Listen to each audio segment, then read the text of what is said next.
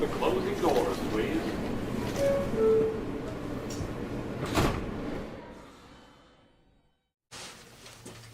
Welcome back, everyone, to the Wheels Museum. We're thrilled that you're here with us today.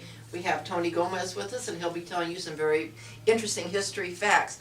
I'd like to tell you, as my friends, some interesting things that happened this week at Wheels. Who knows what this is? Does it look interesting? It does to me. This is a stapler. In the olden days, when merchandise was sent on boxcars, it wasn't in bags. It wasn't in a bag, and it would all fall out of the train car. So the men who worked for the railroad would take brown paper and they would coat the inside of a boxcar with that paper so nothing could escape, and they would seal it with this stapler. So it's an antique heirloom, and it's very important and beautiful to us. It was given to us by a man named Peter Torres. Another thing that he gave us was something that we call a sacred book for the Wheels Museum. I can hardly lift it. This book is from 1920, and the title of the book is The Car Builder's Cyclopedia, not encyclopedia, but cyclopedia. And it's a magnificent book teaching you everything you would need to know about how to build a rail car. To build a rail car, we've got the book of it. This morning we were given a beautiful collection of antique Texaco airplane models, train models, a trunk, and the big excitement for the week is that we were given by another museum here in Albuquerque a full-size 1954 International truck. Wow. And we're going to paint that. It has some interesting logos on the outside. We're going to repaint that with the Wheels logo. So things are going very well here. We're very, very busy. We want you to come and see us. We're open Monday through Thursday mornings from 9 to 12 and Saturdays from 9 to 2 and many Sundays. And having a lot of fun here and learning all the time and enjoying people and new experiences, talking about the history and culture of transportation of the West. We're thrilled today to have Tony Gomez. We're longtime friends. He knows everything about the history of Albuquerque and the people of Albuquerque, and he shocks me all the time, or at least surprises me with facts that he knows that nobody else knows. So I'd like to present today Tony Gomez. Thank you. It's a pleasure to be here. I am a volunteer with the Wheels Museum, and I've really enjoyed it here. I love the work that Leba has done with this whole outfit. What I really get interested in is the fact that the museum is connected to the railroad. It is connected to what was going on in this property many years ago, and it's just such a thrill to know what was happening. The locomotives being rebuilt here, and the property actually brought something to Barelas, and it's not just a Atlantic, or it wasn't just the what was the railroad called? SF? Santa Fe. Yeah. Atchison, Topeka. Santa Fe. Yeah. Mm-hmm. But it was also the Atlantic and Pacific who was here, who had buildings here before Atchison and Topeka. But the place is very historical. The building we're in is a very historical building, built in the early 1900s also. And you know, this museum, everything has come to Barelas. The museum is for Barelas and the community. We have, you know, the Hispanic Culture Center. We have the zoo. We used to have the old Tingley baseball field. So Barelas has been very fortunate in having these things, and we are here to help keep it going through the museum and through introducing people to transportation and everything that was used to get from point A to point B. One of the things that I find so fascinating about Tony Gomez is he has a connection to the Fairview Cemetery. Not only is he a wonderful volunteer here, but he also serves the community at the cemetery. And he learns about many of the old families. My family's one of the old families. My family's been here since 1920. He's been here a long time. And we love it when the old timers come in and they tell us about the ancestors. We have a book here at Wheels that lists all the people who worked here between 1880 and 1950. And I know that Tony knows most of those people, and he's worked with many of those families. So I was wondering if you could tell us some interesting stories about some of the people who did work here on the railroad or in transportation in the early days of Albuquerque. Well, one of the famous persons that worked here was Franz Huning, but it was for a very little while because he got into the mercantile business, and he got into bringing the railroad here. So he didn't work for the railroad very long. He is also buried in the Fairview Cemetery. There was a time when he had a castle up on Central, and he had a couple of little, very young girls that passed away, and he actually buried them in his property, in his yard. They were later moved to historic Fairview Cemetery. Fascinating. Yeah. The hard work of people and the sadness of people, but it carries on. When people give us an exhibit, sometimes they cry, and I always tell them, well, you can come and see it.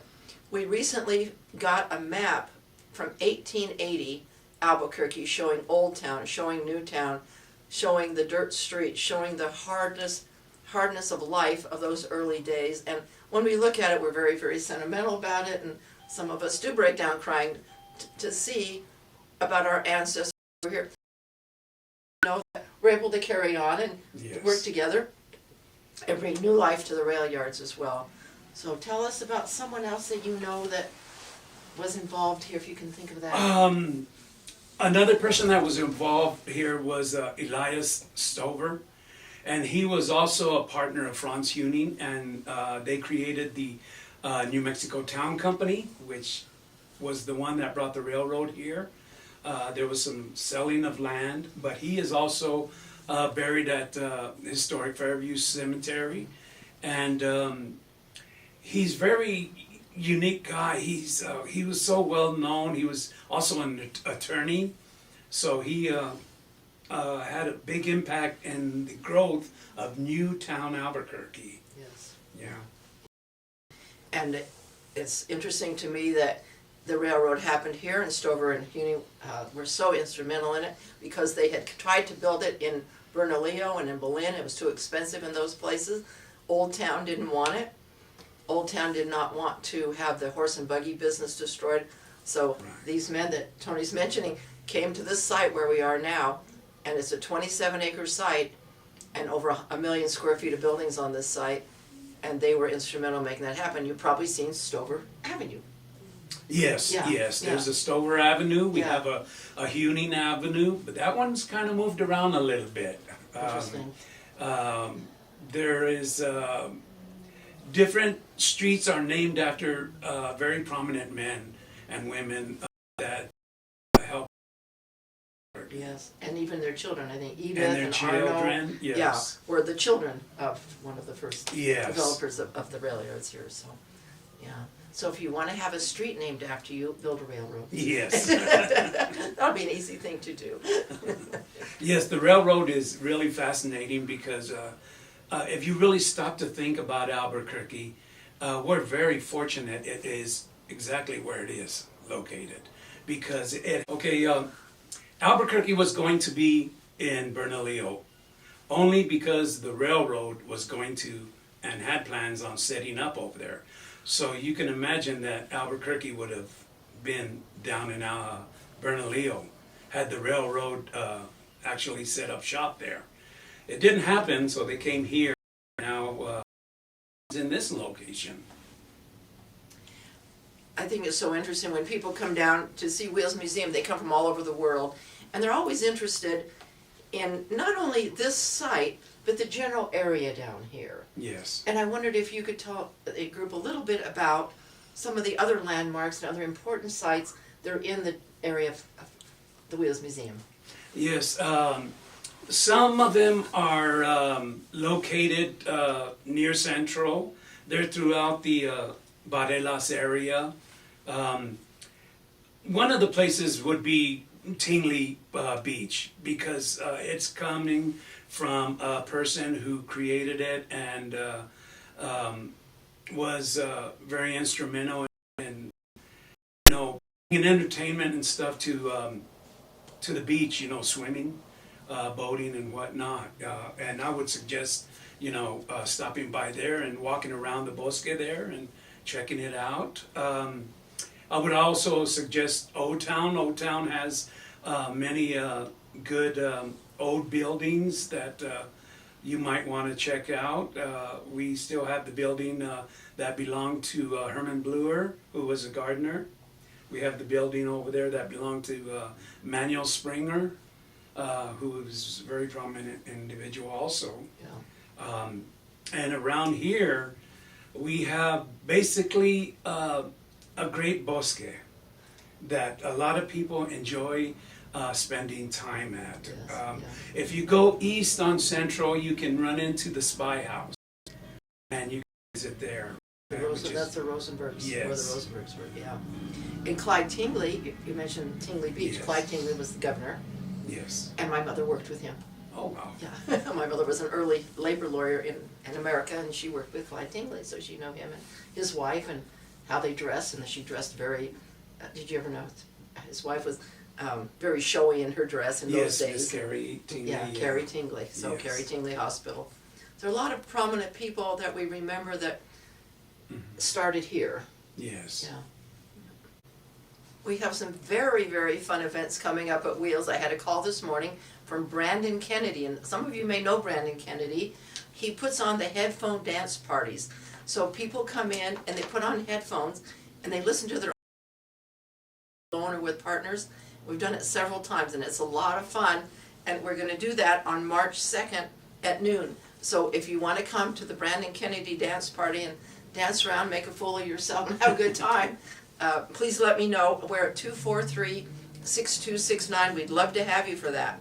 On the 9th of March, we're having a hobby day, and that's from 10 to 12. And that's an opportunity for any person who wants to learn about the hobby of model railroading to come in and learn how to build buildings and run the trains.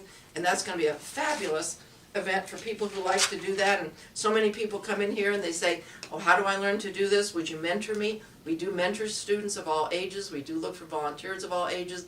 And many of them do love to run. We have model trains of scale. Yes. We're building a new G scale that's going to be 8 feet high in our building here. And that's going to be really interesting and fun. We do work with the model train club, the model truck club, the full-size truck club. So if you're interested in any of these things, please, please, please call us and come and join us. We have a lot of fun here. We help the community. We help all ages of the community and all kinds of people in the community. We work with schools, with churches, senior centers. So please think of us and join us. We're all volunteers trying to save this rail yard and help this city. Thank you very, very much. One of the very special aspects of the Wheels Museum, I think, is that we have 3 libraries.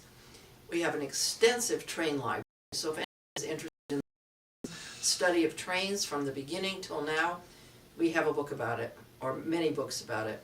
We also have a car library. If you're interested in antique automobiles or current automobiles, various brands, anything about cars, car repair, car history, we have that. But the library that I love the most is the children's library. Many, many people donate books that we can give to children. We have a free children's library. Children come in and they love it. And after they take a free train ride, many of them like to pick up a book.